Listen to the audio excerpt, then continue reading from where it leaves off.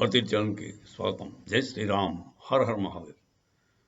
మీకు ballistic missiles గురించి చెప్పుకున్నాం కదా. మనం ఇజ్రాయెల్కి ఇరాన్కి వార్ జరిగినప్పుడు బ్యాలిస్టిక్ మిసైల్స్ ఒక 110 దాకా ఇరాన్ వాడు పంపించాడు. దాన్ని బ్యాలిస్టిక్ మిసైల్ యాక్చువల్గా అది స్ట్రైట్గా ఆడదండి, అంతరిక్షంలోకి వెళ్ళి మళ్ళీ వెనక్కి వస్తాడు టార్గెట్ దగ్గర.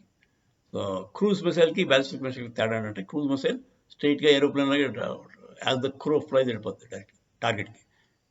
కాకపోతే అది దాని డిసడ్వాంటేజ్ ఏంటంటే డిటెక్ట్ అయిపోతుంది, రాడార్స్ అవన్నీ డిటెక్ట్ చేసి దాన్ని ఇంటర్సెప్ట్ చేయడానికి అవకాశం ఎక్కువ.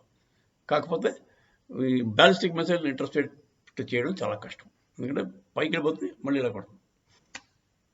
అందుచేత ఇదంతా చెప్తానంటే, పాకిస్తాన్ వాడు కూడా బ్యాలిస్టిక్ మిసైల్స్ తయారు చేద్దామని అడుక్కు తింటున్నాడు పీపుల్. అక్కడ వాళ్ళ ప్రజలకి భోజనం పెట్టే పరిస్థితి లేదండి ఆ దేశానికి. వాడు బ్యాలిస్టిక్ మిసైల్స్ కావాలంటాడు. వాడు చైనా వాడికి డబ్బులు పోసి 3 చైనా కంపెనీలు, ఒక ఏదో బెలూరస్ కంపెనీ ఒకటి కలిపి వీడికి సపోర్ట్ ఇస్తే వీడు బ్యాలిస్టిక్ మిసైల్ తయారు చేస్తాడు. ఇరాన్ వాడు చేసాడు, ఏమైంది? 110 బ్యాలిస్టిక్ మిసైల్స్ పంపిస్తే 3-4 కిందకి చేరాయి, మిగతా గ్యాలరీని పెంచిపోయారు. సో ఇలాంటి శాతకాని దేశాలు ఎందుకండి వాళ్ళకి ఈ బాధలు? వాళ్ళకి ముందు పరిపాలనే తెలియదు, వాళ్ళ ప్రజల్ని వాళ్ళు కాపాడుకోలేరు. ఇలాంటి దేశాలన్నిటికీ బ్యాలిస్టిక్ మిసైల్స్, క్రూజ్ మిసైల్స్ అవసరమా?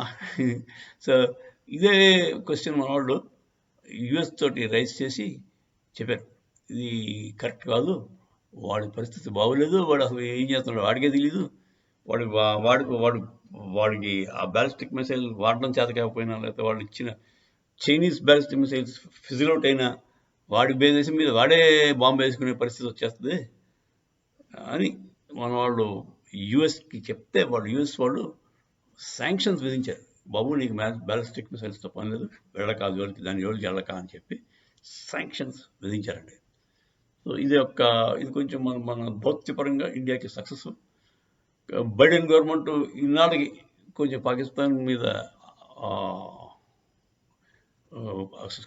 మీద సముఖత తగ్గించింది. లేకపోతే బైడెన్కి పాకిస్తాన్ అంటే చాలా ఇష్టం. ట్రంప్గా ఉన్నవాళ్ళు పాకిస్తాన్ని ఎక్కడ పట్టారో అక్కడ పెట్టాడు. కాకపోతే బైడెన్ వచ్చాక మళ్ళీ వాళ్ళ మీద ఉన్న ఆంక్షలను తీసేసి, ఫైనాన్షియల్ బ్లాక్ లిస్ట్, గ్రే లిస్ట్లో ఉండేవన్నీ పక్కన పెట్టేసి వాళ్ళకి ఫుల్ సపోర్ట్ ఇచ్చాడు జో బైడెన్. సో ఇదండి అమెరికన్ శాంక్షన్స్ ఆన్ పాకిస్తాన్. అంటే ఈ బ్యాలిస్టిక్ మిసైల్స్ ప్రాజెక్ట్ మీదే అనుకుంటాను, మిగతా వాటి మీద ఉండకపోవచ్చు.